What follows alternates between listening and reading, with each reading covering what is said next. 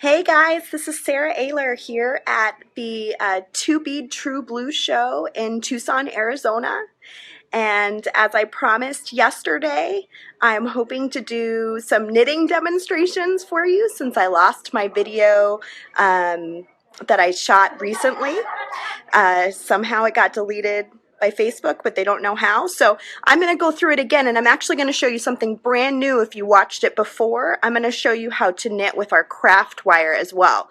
So if you did watch the previous video, this is just sort of going to build on what I talked about before, and I will go over a few things that are similar, but I'm also going to show you something brand new, which will be knitting with our craft wire.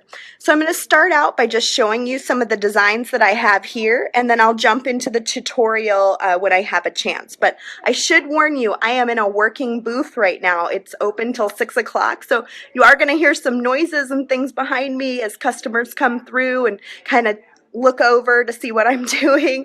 So just bear with me while I'm going through that process. So here we go. I'm going to flip you guys down so you can see what it is we're going to be doing. So the knitting spools come in 3 varieties. There's a 3-peg, which is what I'm going to use today, a 4-peg, and a 5-peg. And the difference between that is going to be the difference in the thickness of the actual design that you end up making. So for example, this guy on the right is a 5-peg. I'm going to get you into my tripod so I'm not shaking the video around. This one on the right is a 5-peg. The one on the left is done with a 3-peg. So you can see there's going to be a thickness variable based on how many pegs there are in the knitting spool. And then there's actually 3 different styles of knitting. So this first one that I showed you is what I call style 1. The next one is what I would call style 2. And then there's a 3rd style, which is my favorite, and that's style 3. So I'm going to go through all 3 of those styles today fairly quickly. And then I also want to show you how to actually do some knitting with our Softflex craft wire. That's this guy here. So it's a copper-based wire, and it has a nice coating on it that makes it stay this beautiful bright color of silver or color of black. So we're going to knit with that today, as well as our Softflex beading wire and some of our fun colors. So let's go ahead and get started, and as people join us, we can go ahead and answer some questions, and let's have a good time. So hey Jody, thanks for joining. I'm glad to see you. Okay, so I'm going to go ahead and open up my spool of wire. I'm using our medium, but you can use any diameter of beading wire. It could be very fine, medium, or heavy. Medium comes in the biggest array of colors, so it's my favorite to use for things like this where the wire is going to be exposed. So I'm going to go ahead and do style 1 first. So let's just move these out so you're not even looking at them. Style 1 first. Hey Lydia, hey Cynthia. Okay, so, and I'm in sort of an awkward position, so I'm going to actually move that out of my way so that I can get in here closer. Okay, so I'm going to send the wire down the center of the knitting spool, and I'm going to actually anchor it with my thumb on my left hand. And I like to look at my knitting spool like it's a clock. So in this case, I've got a 12 o'clock, an 8 o'clock, and a 4 o'clock, right? So I'm going to go clockwise around 12 o'clock, but I'm going to go through the center over to 8 o'clock. I'm going to go through the center over to 4 o'clock. And then the last time around for a single knit, I'm just going to come around this peg and anchor it in my hands. So I've added a wire, but just around the outside and over the top of the initial twirl that I did. You guys can probably tell I've been in Tucson for a few days. I'm starting to lose my voice, so hang in there with me. So I'm going to go ahead and loosen the wire from the bottom just a little bit by letting go of my finger. And that'll give me some slack so that when I pull this bottom wire, the very first loop on 12, up and over and into the center, and then I'm just going to gently tug from the bottom, and that will bring in all the wire. And then I'm just going to wrap around the second peg, bring that bottom loop up and over. I need to unreel some wire here, and I'm just going to keep doing that. And I'm going to go a little ways because I want to show how you take this off the spool as well. So at this point, all I'm doing is going in a circle, and you'll start to see my pattern forming where I'm actually just creating this great little weave that's going to come down the center of my knitting spool, and it'll eventually come out the bottom. And if you want, you can use multiple colors. And how I would do that is I would just string from several spools of wire and treat them like they're one thread. So I'm going to keep just a little bit longer, and then I'm going to go ahead and take it off so you can see what that looks like as well. So let me find my handy dandy cutters. I'm going to leave a little bit of a length, just like a few inches, not a lot. And I'm going to snip. And then this is so easy, you guys. I'm just going to take this end of wire, and and this is obviously would be a full bracelet normally. It would come out the bottom. I'm just doing a short bit so you guys can see what it's like to end it, because I know that's a really important part. Karen asks, do you only circle the peg on the first round, following rows around the outside? Correct, Karen. For style 1, you only circle the pegs on the very first round, and then you're going around the outside up above that bottom loop every time after that. So this is style 1. Okay, so to finish this off, I'm going to take my wire, and you'll see there's a nice little loop around that peg. I'm going to stick my wire through that loop, and I'm going to go through the next one, and then the third one. And then what I can do is just pull this right off those pegs. You're welcome, Karen. Thanks for asking that question. I bet a lot of people were wondering. So now that I've gone through each one, all I have to do is pull on this, and it's like a drawstring. It's going to pull it in so that it's one continuous strand. A lot of times there will be a little bit of a wonkiness at the end. And so what I will do in that case is pull it through a cone. Like for instance, to finish this off, I crimped to a piece of craft wire, and then I pulled that craft wire through the cone, and then I wire wrapped it to a clasp. Whereas in contrast on this one, I actually took the beading wire through a 3x3 millimeter crimp tube into the clasp and back into the crimp tube, crimped it with a mighty crimping plier, and then used a crimp cover over the top of it so it looks sort of like a big bead. So those are 2 great finishing techniques. Jean asks, is this available now? Yes, this tool is available at www.softflexcompany.com, and you'll find it in our tool section, and I think there's actually a category that's all about knitting, so you'll want to go there. Okay, so that was style 1, and I'm going to quickly jump to style 2 because I don't have a lot of time to work with you guys today, so I have to finish by 6 o'clock. Or somewhere near 6 o'clock so I can go to dinner. So I'm going to go through this so quickly, you guys, but I hope that you get all of it. And keep asking questions if you have them because I can see them running through, and I'll definitely try to answer when I can. Okay, so on to style 2. So in contrast to style 1, style 2 is sort of inside out. Style 1 creates sort of a tube, and you could actually put beads down the center of it if you wanted to. Style 2 is sort of like the ridges are on the outside, if you can see that pretty clearly. Yeah, I'll get to style 3, don't worry. So let's do style 2 first, and then we'll do style 3. Okay, so I'm going to use soft flex again. Again, I'm using medium, but you could use any diameter. I'm going to send it down the center and hold it in place with my thumb like I did before. And with style 2, what I'm going to do, same idea of a clock. I'm going to go around 12, around 8, around 4. And then instead of going around the outside, I'm actually going to go around each peg again. So I'm doing it twice.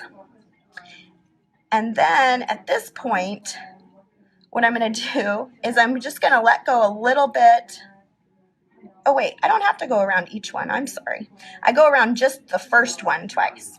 And then that always stumps me when I go from one style to another. I'm going to let go of my thumb just a little bit because again, I got to give some slack. And then I'm going to take this bottom loop up over the top, but the top one's an actual full loop this time. So I'm going through the middle and looping, and then taking the bottom loop up over the top and anchoring it down, going through the middle and looping, and you just kind of continue along in that way. Yeah, through the middle and looping. And you keep pulling down the center, and you'll see after a while your wire will start to curl like this. And the way to deal with that is just to pull your wire straight and let your spool actually just spin free. And that'll help fix any of those little twirls that start to happen. So again, I'm just going to keep going. Now this is going to finish off just the way the last one did, like a drawstring. So you're going to cut a little piece in the end, and you'll thread it through each of the loops. So there we go. That's style number 2. All of this is also available on our website. So if you need another video with close-ups, you can go to YouTube or go to our website, www.softlickscompany.com, and you'll be able to find some great instructions. So there we go. That's style number 2. Hey, Terry. Hey guys, that's awesome that you're here. So let's move on to style number 3. Style number 3 is actually my favorite. It's the one I use the most frequently, and I'll get kind of close up so you can sort of see. It's kind of the no-brainer style. It's really hard to mess up style number 3 because it's a very forgiving knitting technique. So in this case, I'm going to again send some wire, and we'll use our fancy purple color this time. You know, Softlicks comes in 24 different colors, so there's a lot of color options. So again, I'm going to send it down the center, and then I'm going to use it like a clock, like I did before for anybody that's new to the video. I'm going around 12 o'clock first, over to 8, over to 4, and in this style, what's different is I'm actually going around all 3 pegs once, and then that first one more time. So I went around the entire outside.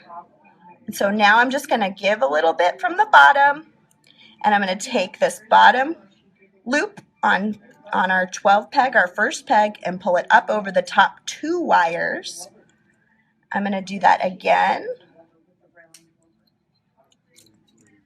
Oops. Make sure I'm getting this right. There we go. And you'll start seeing it coming together. Sorry, I'm not as much on camera as I normally would be. I'm in sort of an awkward position this time. That is not the right one. Under, through, and out. So starting it out is always the trickiest part, but once you get going, it comes together really beautifully. So again, you can find these styles on our website as well as our YouTube channel. And if you're better with learning from paper, there are some options for books. This particular bracelet project booklet, which you can find on our website, uses style number 3. And then you can also pick up a copy of my book with Jamie Hogsett called Show Your Colors. That uses style 1 and 2. So if you're better with instructions in print, that would be a great way to learn about knitting. So Karen's asking, so you have 3 on each peg and pull 2 over? No, I'm actually, and I'll start over so you can see it again. I actually have 3 on the peg, but I'm still only pulling 1 over the top. So to get this one started, I'm going to send this down the center just like before, anchor it in my hands. I'm going to go around the 12 peg first, the 8, the 4, and then rather than going around the peg again like style 2, I'm going to go around the outside of every peg once and the very first peg twice. And then all I do is let go a little from the bottom because I need some slack, and then I take this bottom wire, the first loop, up and over the top 2. And then I wrap around the outside, take the bottom wire up and over the top, pull from the bottom.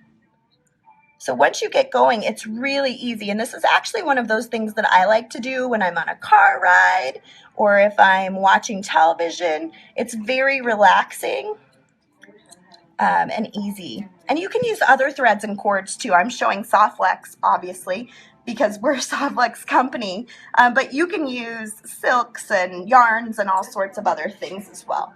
And speaking of that, I really wanted to show you guys how to do the craft wire. So I'm going to do one last demonstration, and then I am probably going to jet out of here. So craft wire is actually a copper-based wire, and it has an enamel coating on it. And let's see if I can get this actually to come free. There we go. Okay, so I'm going to use 2 colors. I thought that might stand out a little bit better. We'll see. This is a black, and then I'm also using our non-tarnished silver.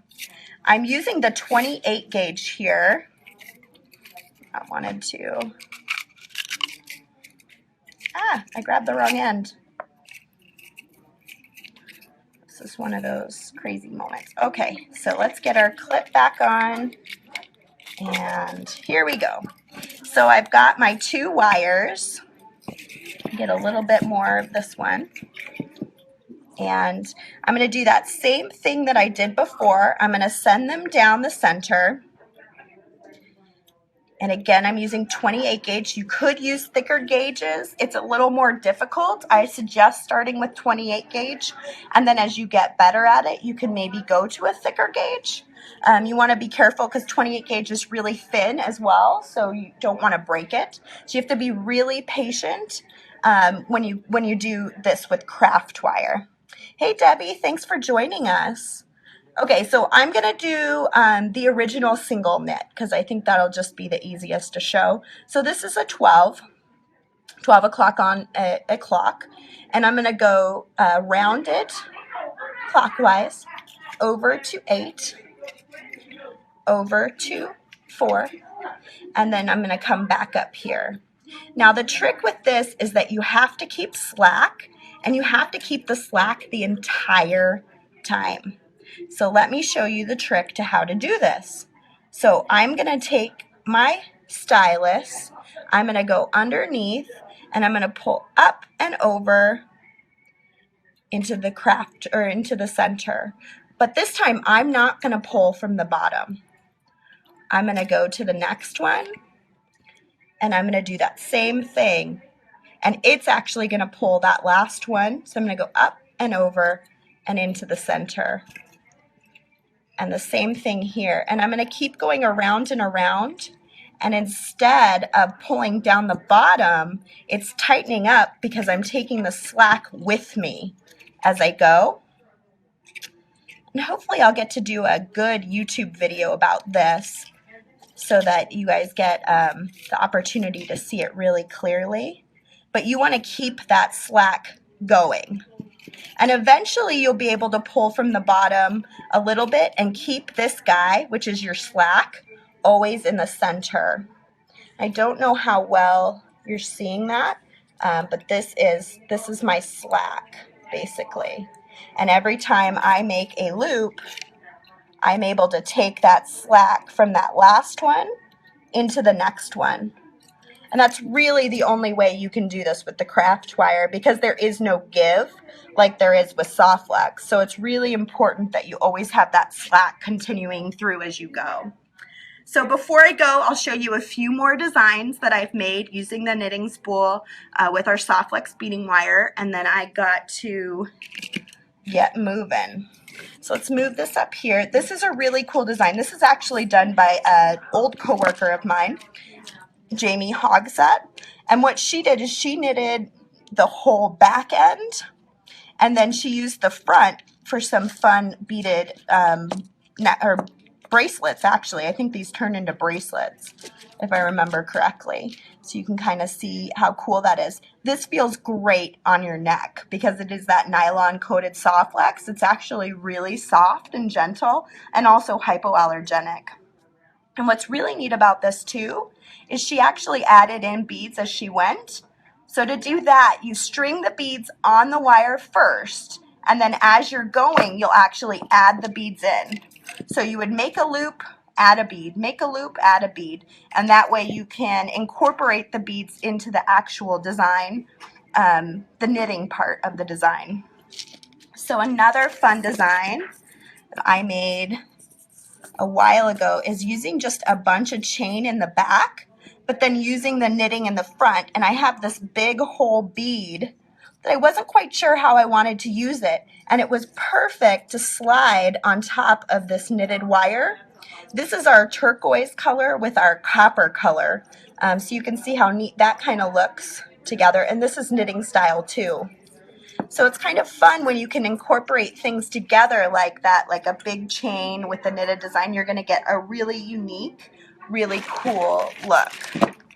And one more necklace that I wanted to show you. This was in Jewelry Affair. And again, I knitted in the back, and I knitted with the 0.014 in this case. So it's I think it was a brass color with the bone. And this is knitting style number 3. And you'll see actually it has stretch, which is kind of cool. But I did beads in the front, and I just strung the wire. I didn't even do cones in this case. I just strung the wire down through the beads, and then I actually attached the wire at the bottom. And I used our magical crimpers here on this design. So if you watched that demonstration yesterday, then this is another great opportunity to see how that looks. Okay, so one more thing I wanted to show you. You don't always have to use a clasp. You can actually connect to a connector in the middle. So like in this case, I took the wire through a crimp into the connector, back into the crimp, and then crimped it and covered it with a crimp cover. And this is great because it has that spring to it. It can actually roll over my hand and onto my wrist. So you don't have to have a clasp. So this is another design that is in the bracelet project booklet. This one and this one are both in the bracelet project booklet. Okay, so that's all I have to say about knitting for today. I hope you guys really enjoyed visiting with us again. I'm going to flip the camera around real fast so that I can say official goodbye. But I really appreciate you guys tuning in. I hope you enjoy the video. I hope it doesn't get deleted this time. And I look forward to getting home and making some more videos in the future. I've bought some awesome things here in Tucson, so I'll probably do a video showing some of those cool things. And yeah, I hope you guys are having a great day, and thanks for tuning in. And all of you that I've met here at the show, it's been so much fun to meet you guys face to face. So I'll see all of you guys later. Thanks, Jody. I will have a great dinner. I'm going to Javelina Cantina, which is in the hotel that I'm staying at. So have a great day, guys. Talk to you all later. Bye.